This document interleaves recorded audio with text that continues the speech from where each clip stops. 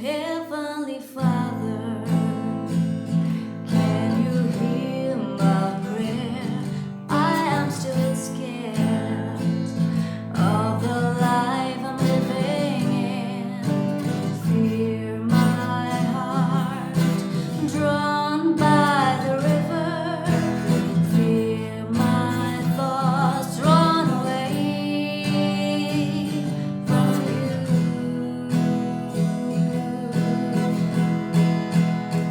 Can you redeem the love He gave you on that cross?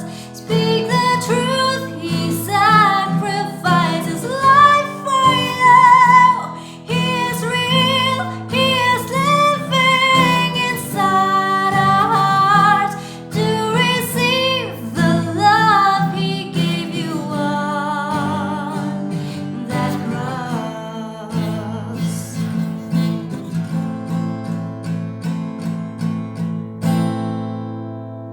Thank you so much.